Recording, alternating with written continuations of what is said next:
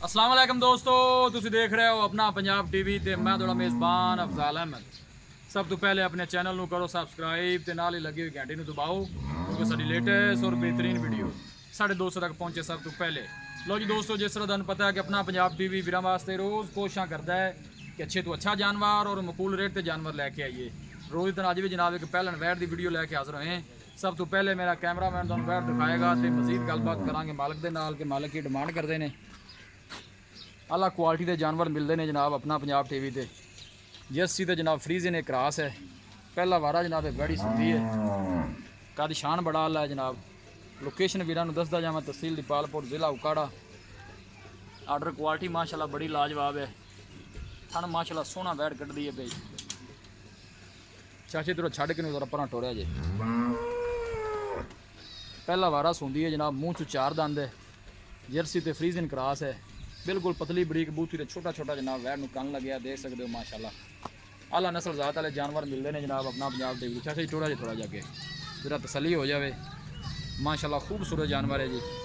हाले दिन वैड़ी कट दी है, जानवर दिखाने दी इंशाल्लाह जनाब पूरी तसली करावांगे।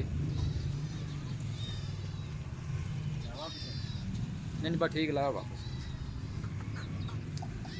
आला नस्ल ज़ात वाले जानवर मिलते हैं जनाब अपना पंजाब टीवी। लोकेशन वीरां नूं दस दें तहसील दीपालपुर जिला उकाड़ा।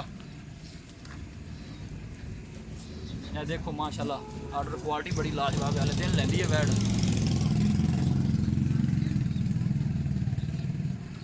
जानवर दिखाने दी इंशाल्लाह जनाब पूरी तसली करावांगे, बाकी लैने देने नसीब होंदे ने। अपना पंजाब टीवी की टीम इंशाल्लाह जनाब इस तरह ही वर्क करती रहेगी। देखो माशाल्लाह थन सोहणियां वंडां दे ने।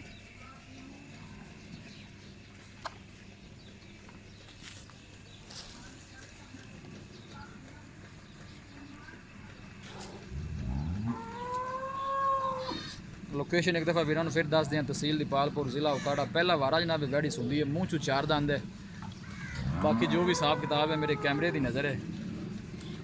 पूरी मजबूत वैड़ है और गर्मी बर्दाश्त करने वाली है, बिल्कुल सील दे साऊ है, देख सकते हो माशाल्लाह।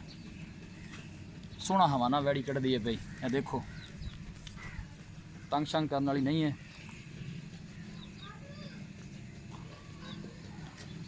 लो जी दोस्तों, वैड़ दिखा दी है तो मजीद गलबात करने मालक के नाल कि इनकी डिमांड करते हैं। चाचा जी आओ हम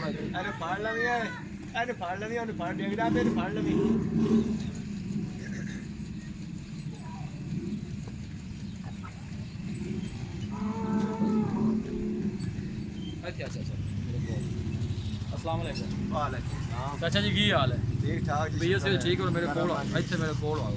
की ना की अपना जी? चलो जुल्फकार की हाल है? कि वैड़ जी आप विखाई है इन्हें कितना सुहा सोना है? ਇਹਨੇ ਜੀ ਪਹਿਲੇ ਸੋਣਾ पहला वारा सो पहला मूँह चो किन्ने दंद है? ਮੂੰਹ ਜੀ ਚਾਰ ਦੰਦ मूँह चार दंद है। अपने घर दी है या के व्यापार ਨਹੀਂ ਜੀ ਆਪਣੀ ਘਰ ਦੀ ਹੈ। घर दी वैड़ी है, ठीक हो गया जी। किन्ने पैसे मंगते हो, किन्ने दी वैड़ दी? ਮੁੱਲ ਜੀ ਆਪਾਂ ਮੰਗਨੇ ਆ 2,60,000 ਰੁਪਇਆ चाचा 2,60,000 ज़्यादा नहीं था? ਜੀ ਕੋਈ ਪਿਆਰ ਮੁਹੱਬਤ ਕਰ ਲਓ। दसो किन्ना को प्यार मोहब्बत करते 5,000 ਦੀ ਪਿਆਰ ਮੁਹੱਬਤ ਕਰ ਲਓ। प्यार मोहब्बत 2,55,000। 2,55,000 2,55,000 जो कोई दीद लिहाज है या ये फाइनल पैसे? ਨਹੀਂ ਜੀ ਫਾਈਨਲ ਪੈਸੇ फाइनल पैसे ने ये सो घाट नहीं देनी नहीं जी। ठीक हो गया जी चाचा जी, मेहरबानी। लो जी दोस्तों, वैड़ दिखा दी है तो मालकां डिमांड की है 2,60,000 रुपये फाइनल कहते हैं कि 2,55,000 च वैड़ दे देंगे। किसी भी साढ़े वीर भाई ने जानवर खरीदना हो साडा राबता नंबर है 0301 45 52 144 0301 45 52 144। इस नंबर से साड़ी WhatsApp बनी है। असं उम्मीद करने हैं कि साढ़े दोस्तों को अज की वीडियो बेहद पसंद आएगी। वीडियो पसंद आए लाइक तो शेयर जरूर करो। मिलांगे एक अच्छी और लाजवाब वीडियो के नाल।